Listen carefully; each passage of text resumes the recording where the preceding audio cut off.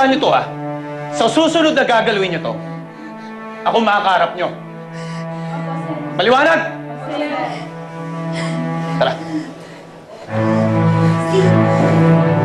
Ayon sa mga abogado, wala nang laban si Gardo sa kaso niyo. Unti-unti mo nang mababawi lahat ng ari-arian ng angkan ninyo. Alam ko yan, Simon. Pero bakit ka pa nagpa-media? Pumunta ka pa sa Villa Braganza. Dahil hindi sapat na manahimik lang ako. I like torturing Gardo. Gusto kong makita ang tunay na kulay niya.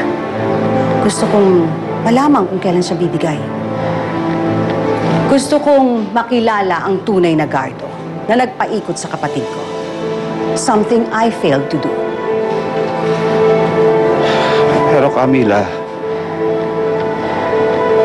bakit mo inuuna ang rancho? Dahil naroon ang puso ko. Doon ko nakita. Doon ko iniwan. Mila.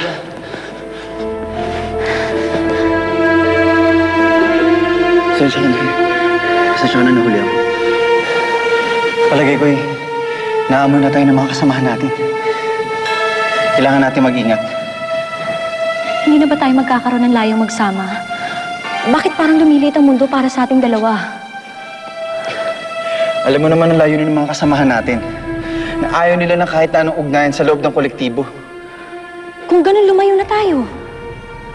Hindi pa natin kaya. Alam mo yan. May pera ko. Gagawan ko ng paraan. Lumayo na tayo. Talikuran ng lahat ng paniniwala natin. Hindi ko na alam kung anong paniniwalaan. Bukas ng ganitong oras, maghihintay ako. Mahal na mahal kita, Javier. Mahal na mahal din kita.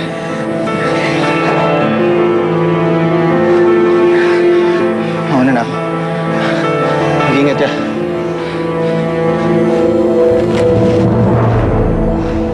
Mila, di ka ba talaga magtatanda? Hanapin ninyo yung tulisan. Huwag, kuya! Pagpasalamat ka na lang kapag nahuli siya ng mga tao ko. Huwag mong antayin si Papa magpahanap sa kanya dahil alam mong hindi mo na siya makikita muli. Sigurado ako matutulog. Nawingiti pa. Takaw-takaw sa tulog ng anak mo. Pagkaganda-gandang bata.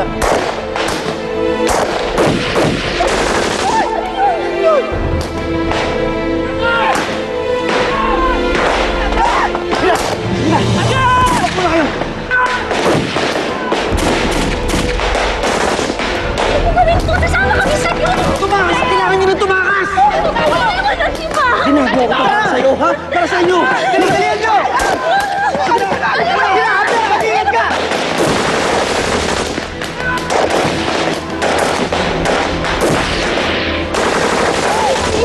Kayo po bahala sa anak ko! Pag niyo po tatanggalin niyo po na kailan pagbalik mo ako! Ganun mo kayo! Sige! Kaya ka, Mila! Baka pag nasilip ko ang nakaraan, maaari ko nang makita ang hinaharap ko. Maaari na akong mabuhay muli.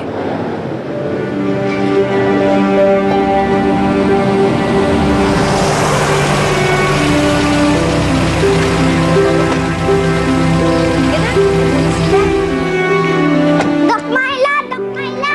Jaden! Alam mo, kinukulit ako nung bata. Nag-alala rin siya para kay Amanda eh. Namimiss niya na daw. Kinukulit ako eh. Natanong, pwede daw siya magbakasyon sa Villa eh.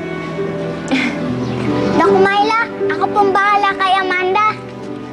Basta alagaan mo siya mabuti, ha? Siyempre naman po. O, sige na.